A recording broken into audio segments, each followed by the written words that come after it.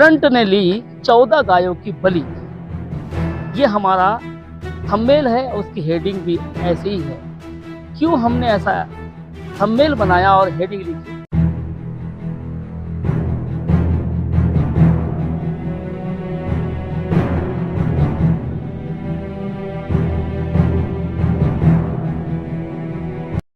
पूरे प्रोमो को देख लिया होगा। अब हम पूरी खबर बताने जा रहे हैं। शहर से लगे ग्रामीण क्षेत्र का अंतिम वार्डों में से एक वार्ड नंबर 50 रानी जोत कौर बाई वार्ड है और इस वार्ड में लोग खेतीहर लोग ज्यादा है। हम पहले बता चुके हैं क्योंकि इस वार्ड को अंतिम पंक्ति का कहा जा सकता है क्योंकि शहर से लगा अंतिम वार्ड और इस वार्ड में लोग खेतीहर लोग ज्यादा है। हम पहले बता चुके हैं क्योंकि इस वार्ड को अंतिम पंक्ति का कहा जा सकता है क्योंकि शहर से लगा अंतिम वार्ड है।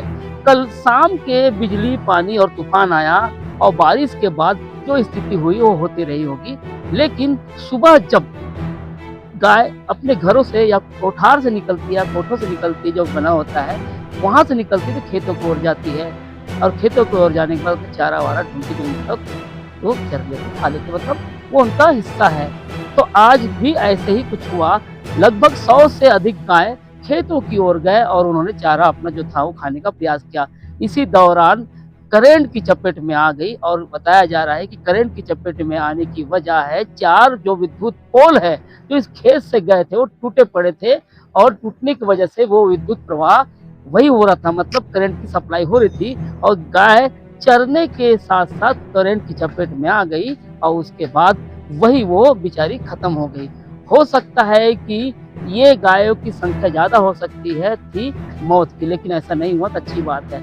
और गंभीर बात ऐसी है कि यदि इन गायों की जगह कोई वहाँ के खेतीहार मजदूर या मजदूरी करने वाले या खेत के मालिक या वहाँ पे जो केयर टेकर होते हैं अगर फार्म हाउस है तो ना जाने और हादसा बड़ा हो सकता था। चाहे इंसान हो या जानवर या मवेशी या गाय हो क्यों न हो, जान तो जान होती है।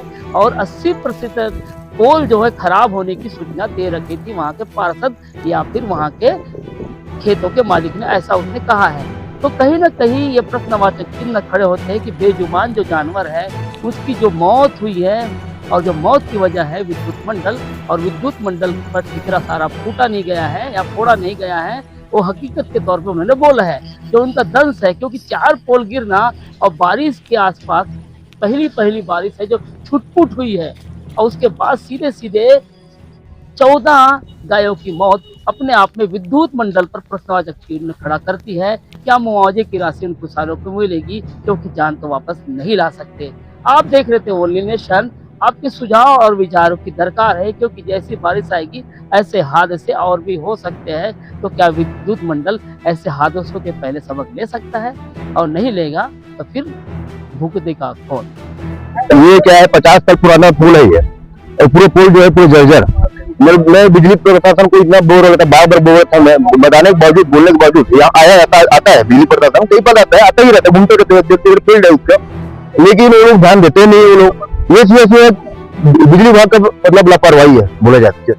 देखो कल शाम को बहुत जोरों से आंधी तूफान आया है ना, वार्ड के विभिन्न स्थानों में पौधा के साथ साथ पेड़ के साथ साथ पूरा खंबा बहुत सारे गिरे हैं। यहाँ तो लगभग 5 खंबा यहाँ पे गिरा है जो पूरा जर्जर हो गया था। बिजली विभाग को कई बार सूचना दिया गया था कि ये खंबा बदल दो करके, लेकिन बिजली विभाग ध्यान नहीं दिया और उसके कारण आज इतना बड़ा दुर्घटना हो गया कि हमारे वार्ड में 14 मवेशियों का दुर्घटना में खत्म हो गया, मृत्यु हो गया।